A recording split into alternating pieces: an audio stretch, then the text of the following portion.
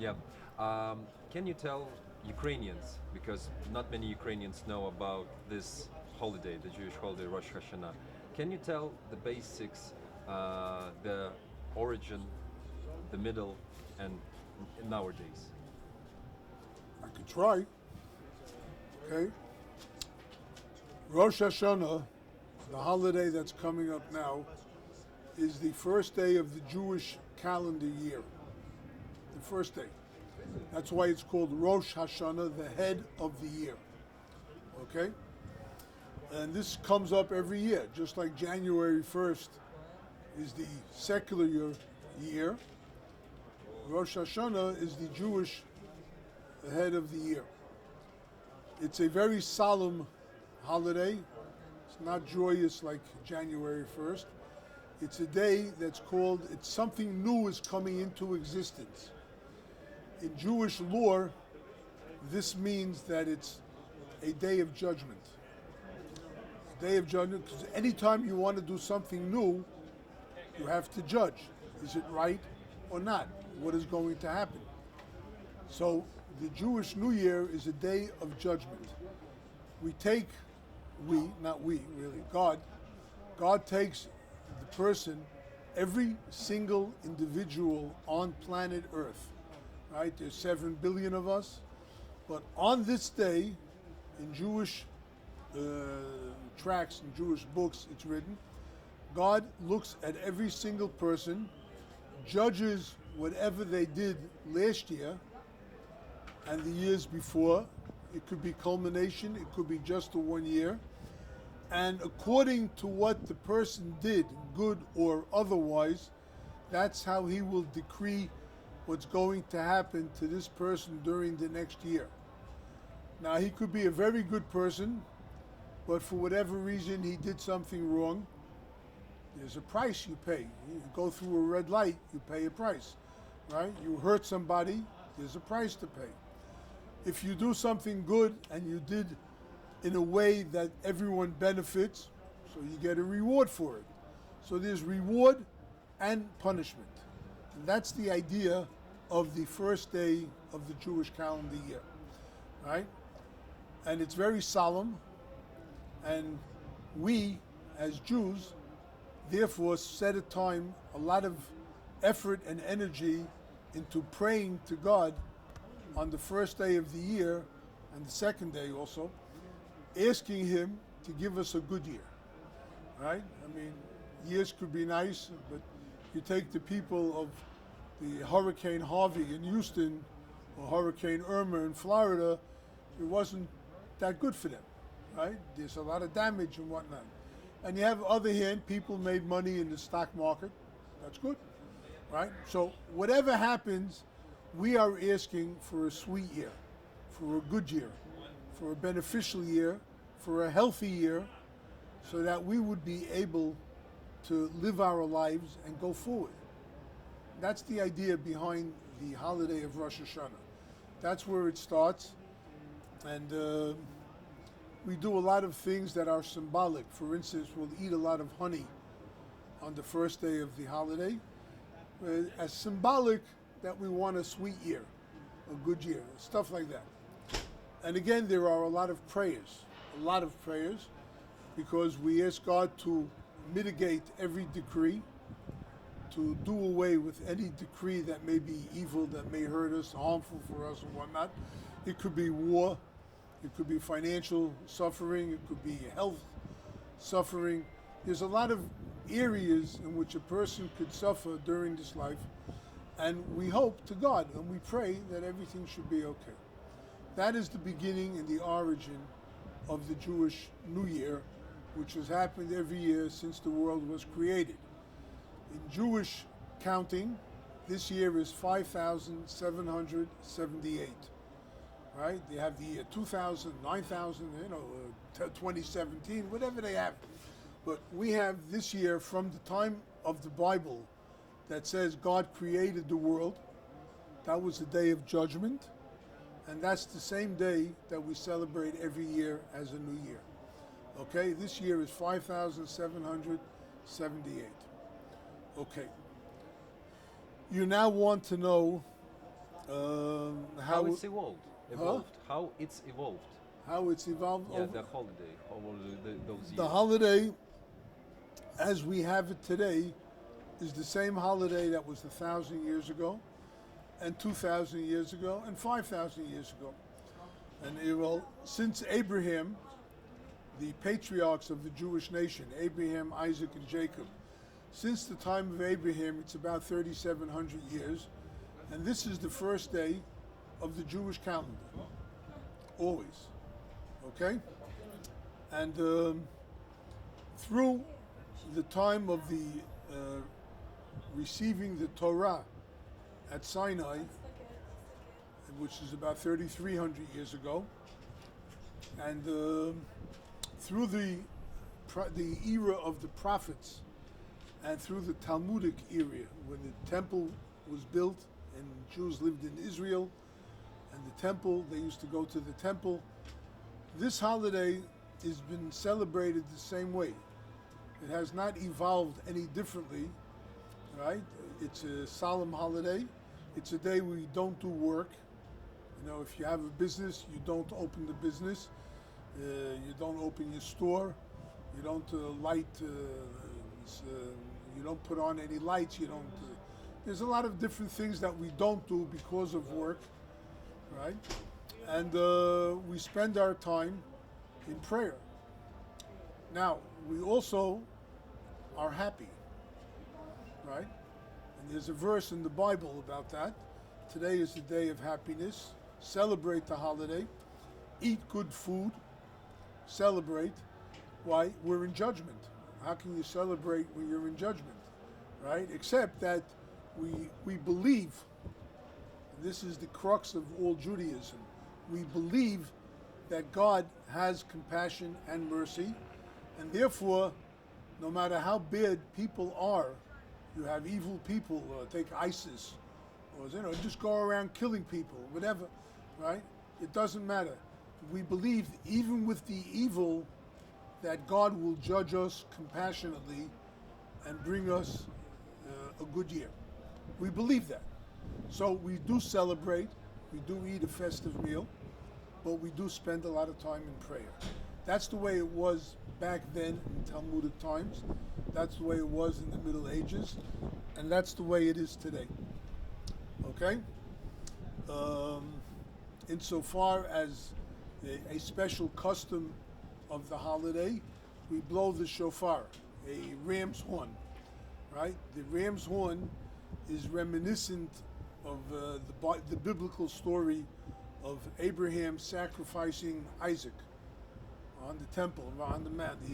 So he brought him there, and he ended up not sacrificing him. He sacrificed a ram. So we take the ram's horn and we blow it to remind God, not that he has to be reminded, but to remind him that we're still here, and Abraham sacrificed himself for you, God, and he was willing to sacrifice his son, Isaac, and therefore, in that merit of willing to make sacrifices on your behalf, so we today ask for your compassion, and we ask you to think of us and give us a good life. So that's the special custom of Rosh Hashanah when they blow the shofar. Okay? There's another custom, and in the late afternoon of Rosh Hashanah, and if you're here on Thursday afternoon, you'll see it. There's a custom called tashlich. Tashlich is a Hebrew word meaning cast, throw away, right? There is a custom where we go down to a river and we cast away our sins. It's a custom, right? If you don't do it, you still fulfill the holiday. So you swim? No. We stand swim. by the edge. We stand by the edge. If you don't have a river, you take a well. You can go there. It's okay. In America, I used to go to the Atlantic Ocean, right? It depends.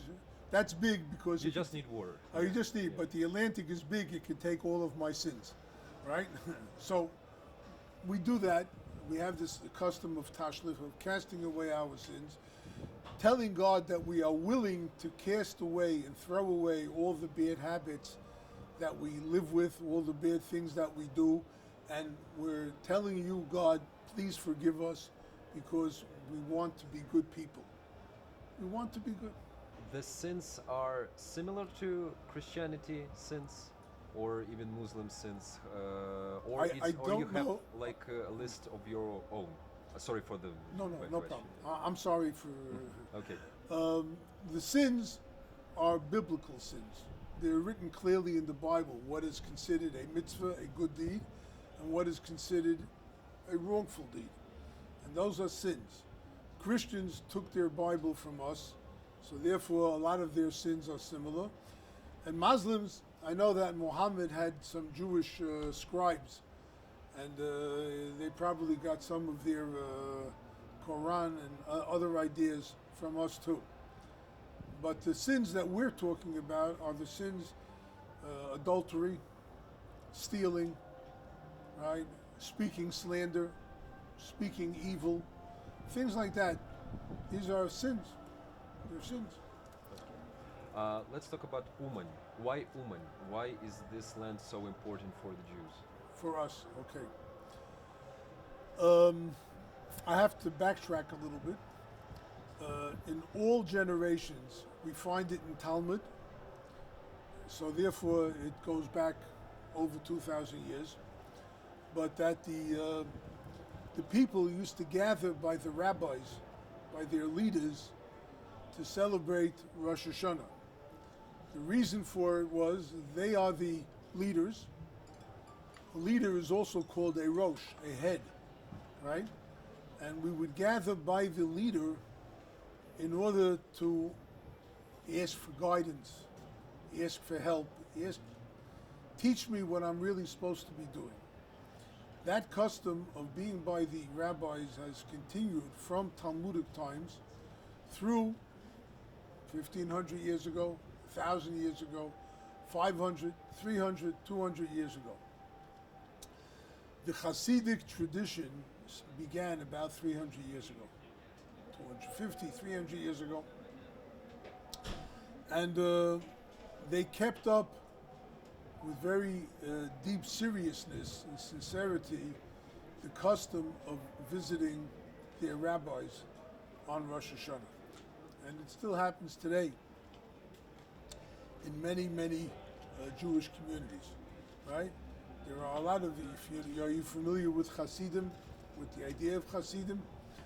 So I don't have to go into detail, but Hasidim developed to many, many groups. And today, all over the world, the Hasidic, let's say the Gera Rebbe, Rebbe of Ger, he's in Israel. His Hasidim from Australia and America, Europe, they'll all come to be with him Rosh Hashanah. Karlin, others, the Lubavitch in America, that's the custom to be with your rabbi Rosh Hashanah. Now we come down to Uman. Why Uman? And what goes on here? Rebbe Nachman of Breslov was a great-grandson of the Baal Shem Tov. The Baal Shem Tov was the founder of the Hasidic movement. He passed away in 1760. Rebbe Nachman was born in 1772. And he became a very famous Hasidic master in the 1790s. And people started gathering by him on Rosh Hashanah. Over the course of years, he passed away in 1810. He was only 38 and a half years old when he passed away. But over the course of those, let's say 12, 13 years that he was known as a Hasidic master, he emphasized very much coming to him for Rosh Hashanah, more so than the other Hasidic masters. He said, God gave me a gift that I know what Rosh Hashanah really means, right? You could not... The sound, okay? Sorry. Okay, yeah. You cannot wiggle your toe unless your brain tells you to wiggle the toe, okay? The first day of the year decrees what's going to happen the entire year. till the last day. Tomorrow is the last day of the Jewish calendar year, right? Whatever's going to happen till tomorrow afternoon was already decreed last year, Rosh Hashanah. Rebbe Nachman explained that when you are a leader of people, you are responsible for your people. You have to see that they're taken care of. Whatever they need, you are trying to help them get, right? You intercede with God for what they need. You are responsible for them. You have to take care of them. And therefore, come to me for Rosh Hashanah, so I will help and do what I can that you will have a good year. Okay? People came to him. He said, God gave me the gift, as I said before, that I know what Rosh Hashanah is all about. Why? Because we know what's going to happen the entire year depends on these days, the days here in Rosh Hashanah. So we all need that. We all have to know what Rosh Hashanah is about. So we come to our leader. We follow the Hasidic sect of Breslov Hasidim, Rebbe Nachman of Breslov. He lived there until the spring of 1810, and then he moved to Uman. He was dying of tuberculosis, and he said there was in 1768, before he was born, there was a tremendous massacre from Ivan Gunter here in Uman. He said, those are holy martyrs. I would like to be buried among these martyrs. So he moved to Uman knowing he was dying and knowing he was going to have to find a burial place. He chose Uman. As a side, we're very happy. Breslov is a very small town, right? If he died there and was buried there, 70,000 of us would have a lot of difficulty getting there for Rosh Hashanah.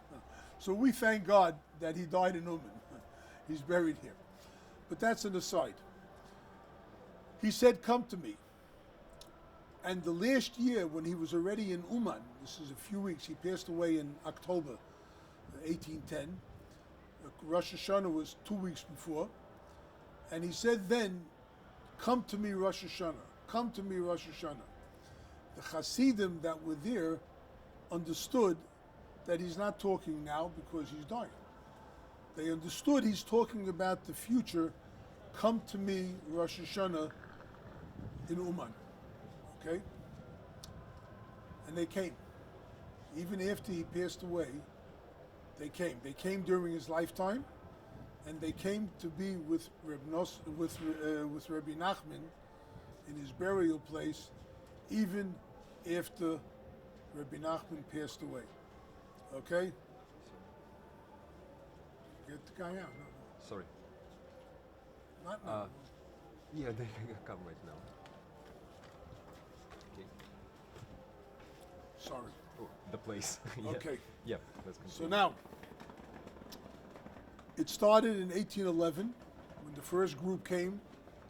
They prayed by his gravesite, and they prayed the prayers that they say, and they prayed in the synagogue. They rented a synagogue and they prayed there.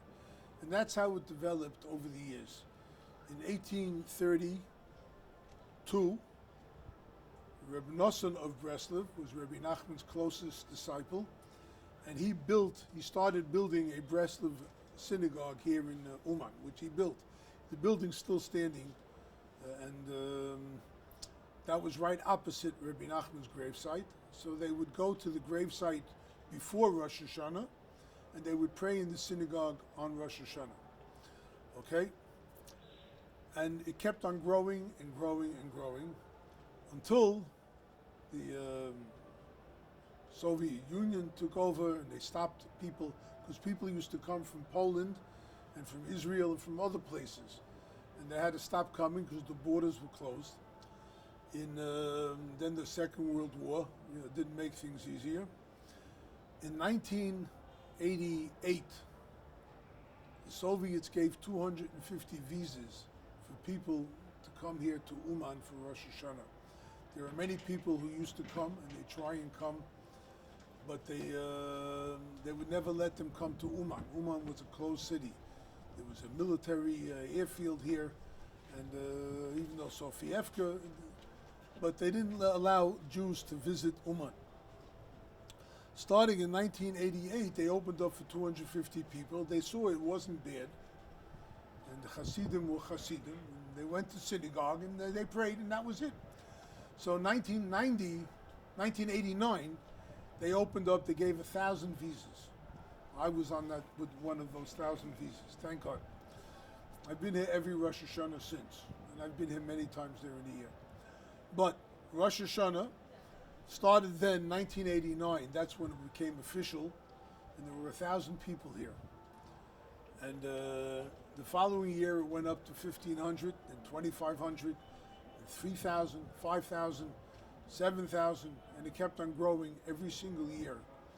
When Ukraine gained independence in 1991, right after the Gorbachev right, that everything happened. So after that, it just kept on expanding exponentially. Why is that? Rebbe Nachman was an enigma.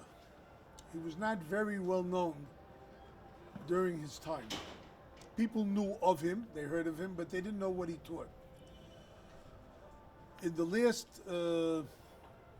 30 years, 40 years maybe, what has happened is that Breslov Research Institute, which I'm a member of, we began translating and publishing Rebbe Nachman's teachings in many languages. Not just in the original Hebrew, but translating into English, Spanish, French, modern Hebrew, and we even have in Russian. We have in Russian Ukrainian? language. Well, we only have a limited amount of resources. Yes, if you want to get the oligarchs to support us, we'll translate everything in Ukrainian. Maybe Igor Kolomoisky. I'll be very happy to do it. Okay. Okay. Really, but this is what Yeah, we started. understand. We Yeah. started. The idea behind it is that Rebbe Nachman was known about in universities all over the world. In the 60s and the 70s, they used to teach Rebbe Nachman. He had stories, which we have a Russian language translation. But he had stories, he has teachings, he has sayings, he has conversations, he has epigrams. And academia knew of it because they studied all the different books. The common folk did not. We started translating the books to bring it out in all the different languages, the major languages of the Jewish people, so that they could also partake of Rebbe Nachman's teachings. We have published altogether over 160 books in different languages, and they spread all over the world, and people are finding out what Rebbe Nachman has to teach. Okay? His major teachings are joy. You have to be joyous.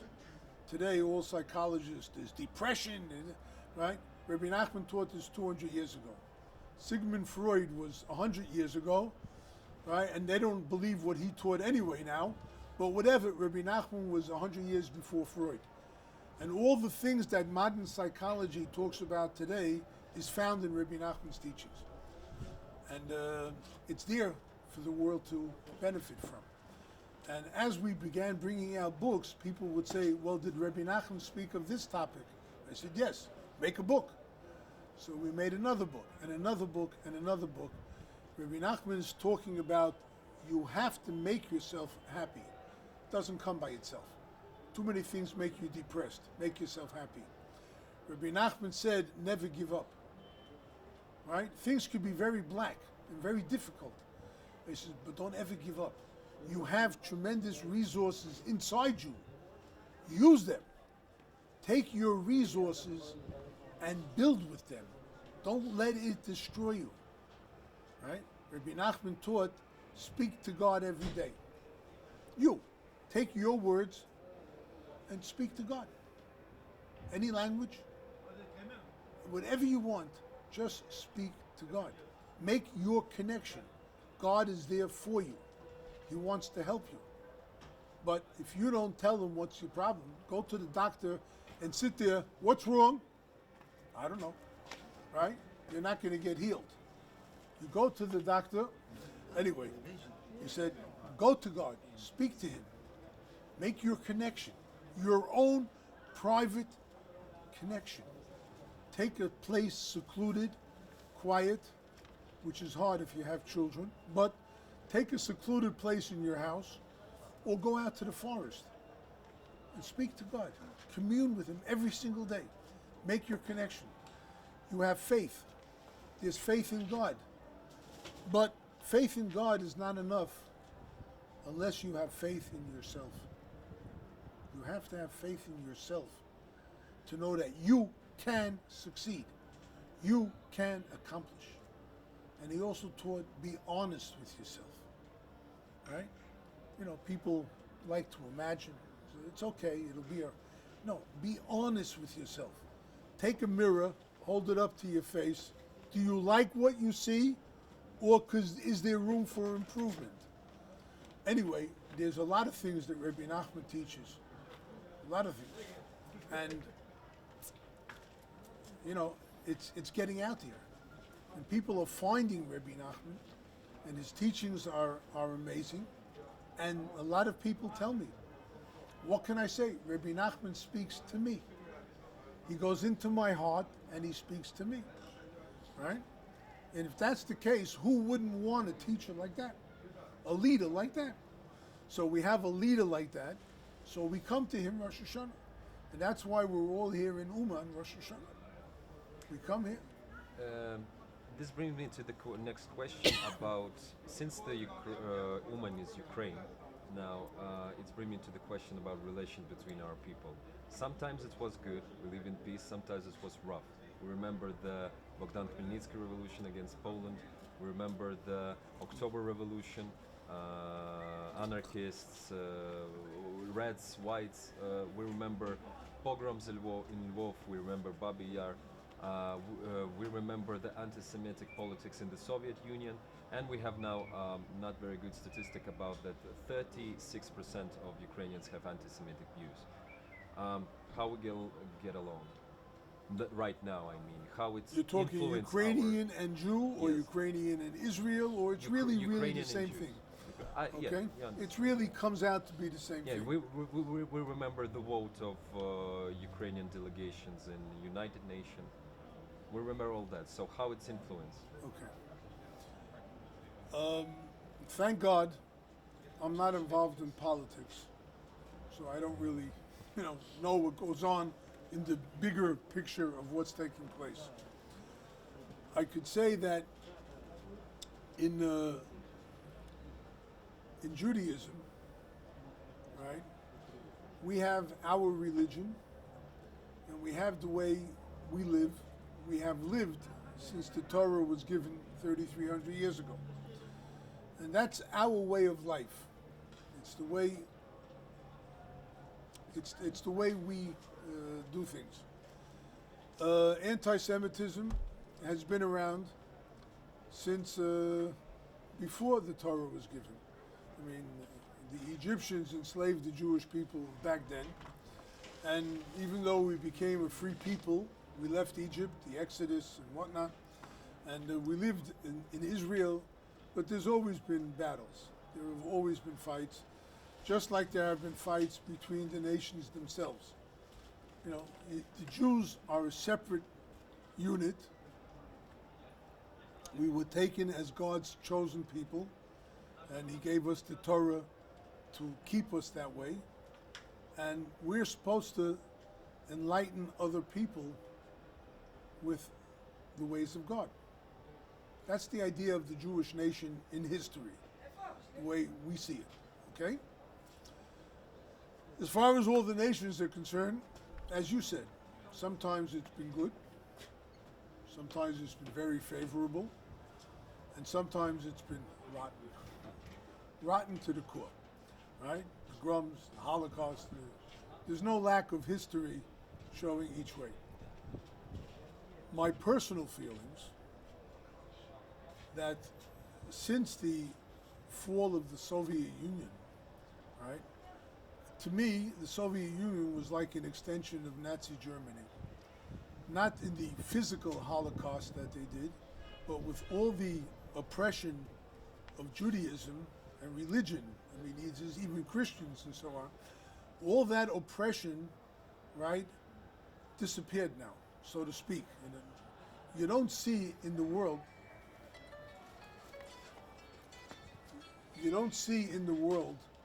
the kind of hatred that was supported by the Soviet Union and the Nazi Germany against the Jews.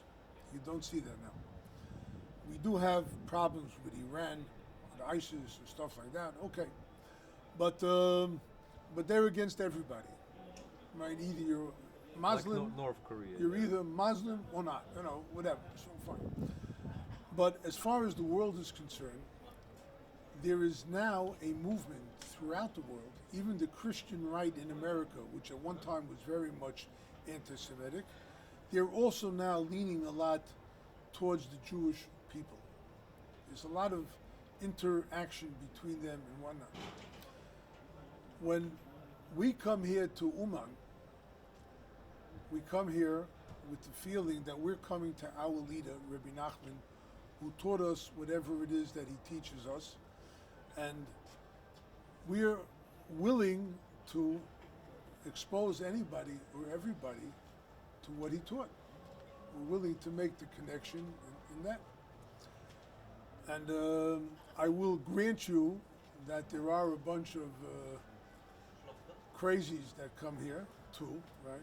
Or as I'm fond of saying, there's a lot of people are very joyous, they're very happy, they have a tremendous ecstasy, but a lot of it is because of ecstasy, the pill, Yeah. right? I say that too.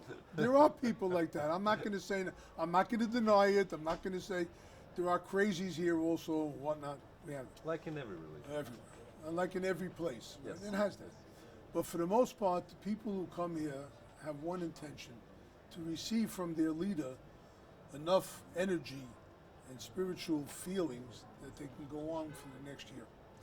In that sense, then whatever our coming here to Uman, I think it can make a tremendous bind between us and the locals, the local people.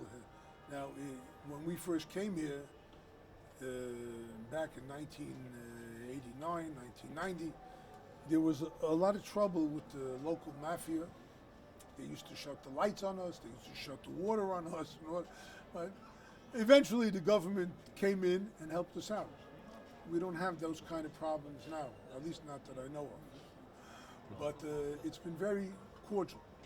And considering New York City, if you want to bring in 70, 80 people and make a convention, 70, 80,000 people make a convention, they have facilities for it. Right? They have big convention centers. Uman is not built for that. Uman is still Uman. It's got its small homes. A lot of it is quaint. A lot of it goes back. A lot of the houses are built a long time ago, and it's not the most comfortable of cities. And yet, when we come here, we're welcomed here, and that to me is a very big plus. It's a very amazing type of a development. That I know there are people who are not happy that we're here. I've seen that, right? But I also know that in the big picture, it's been happening very, very nicely, developing very nicely the relations. Now there are people who deal with the government before, Rosh Hashanah, a month before, 6 weeks before, they're already here, and they're like an advanced group, they come in, but things are smooth. Things run smoothly here. And to me, that's a very big plus, that there can be a connection between the peoples, right?